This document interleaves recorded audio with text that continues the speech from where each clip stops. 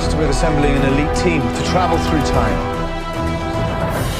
All your worlds are about to change.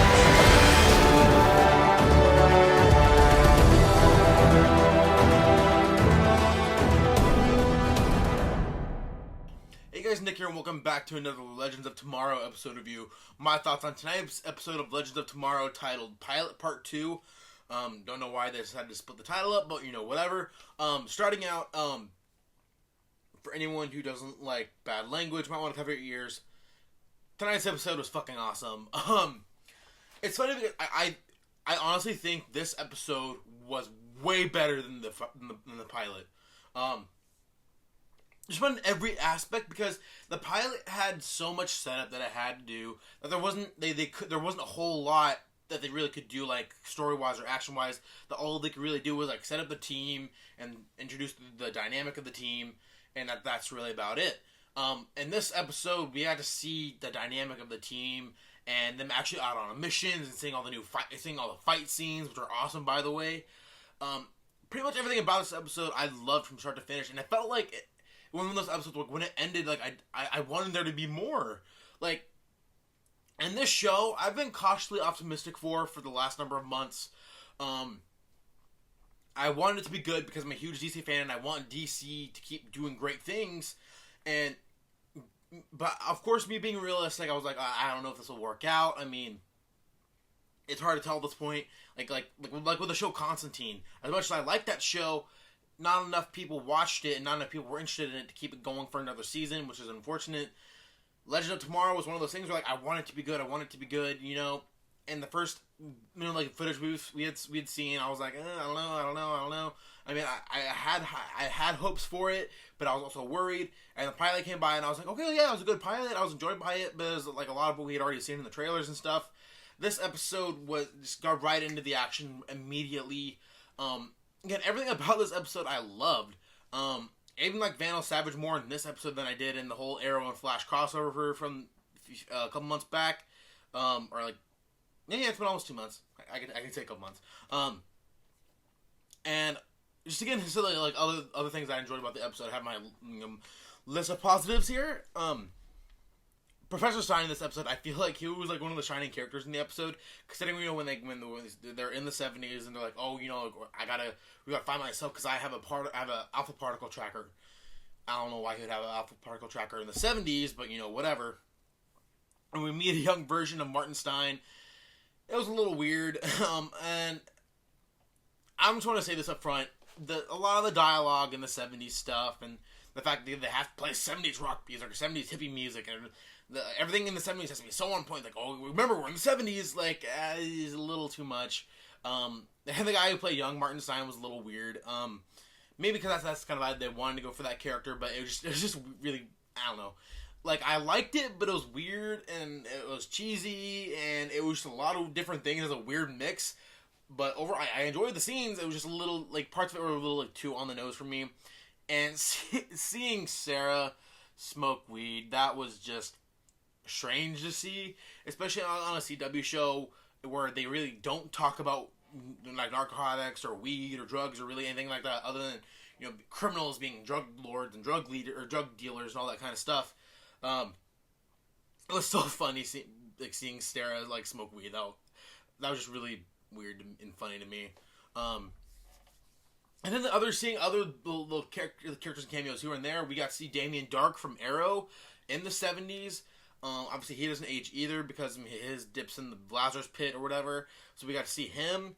That fight scene in that terrorist compound, that was awesome. Seeing Adam come out of Professor Stein's pocket, that was awesome. And I like how the show, like in this episode particularly, are utilizing Adam's shrinking technology. And because the whole shrinking aspect was something that all season I wanted to see on Arrow, but of course they're trying to develop it. They hadn't developed the technology yet. He just developed the super suit, and I get that. But there are times in Arrow where it just felt like they were just visually ripping off of Iron Man, and I like seeing him be the Atom. So that was really cool seeing that. Firestorm absorbing that nuclear blast, that was awesome. again, seeing awkward Professor Stein when he was younger, and him and Sarah flirting, that was really weird. Considering he's like right there, there's like two versions of him. That's another thing I like about the show is the whole time travel aspect is that you can have like two versions of the same character in the same room at the same time. I mean, we've seen that in movies and stuff before, but I've always found it like so like awkwardly cool. Like I don't know, I have a weird sense of humor like that. I'm sorry. I mean, I'm a nerd. What do you expect? All the stuff dealing with, you know, seeing Jax and Sarah's reaction to young Professor Stein, and seeing how, you know, like their presence in the past, you know, is affecting the future, where, you know, like Stein loses his wedding ring, and by the end of the episode, you see, you know, Rip, you know, made some arrangements to have Stein meet his future wife at that party, and they were kissing already, but whatever. But that was really sweet to see by that kind of like wrap up at the end of the episode. Seeing more of like the Hawk Girl and Hawkman stuff. I mean, it's still intriguing, but I kind of still feel like it's the same thing every time I see them. Same sort of thing we saw in the Arrow and Flash crossover, which isn't necessarily a bad thing, but to me, like, it kind of feels like the same repetitiveness. Like, just give her memories back so we can like move on from all that being like, Kendra, I need to remind you. And then seeing the flashbacks of, you know, them in Egypt when they're showing those weird sex scenes, that's just awkward. I've been saying awkward a lot this episode, but the sex scene is it's just visually awkward. It's just like, as a fan, it's just like, it just makes you feel uncomfortable to see that sort of thing, especially on, you know, TV. And seeing young Hawkman, it's like whitest pharaoh ever. Like, seriously. I understand it's just the same guy from, you know, generation after generation, whatever. But still, it's like you're in ancient Egypt, and you got, you know, Whitey McWhite there, you know, making out with Hawk Girl, and it has the weird Egyptian eyeliner on. It just takes me out every time that they show the Egyptian flashbacks. But whatever. And of course, we're seeing in the beginning of the episode that they're still reeling back from the fact that like the Professor Boardman character, who was, you know, like their son from a previous life, and seeing him die, and they're still affected by that. And of course, by the end of the episode, like, they're not really talking about it, but still, like, little things like that. Like, this show, there's so much going on in the episode. It can be a little jarring at times, but there are times where it's just like scene after scene, like, even though not every scene like ties perfectly in together, I just feel like it's one big cohesive story that so far in this episode I'm really enjoying.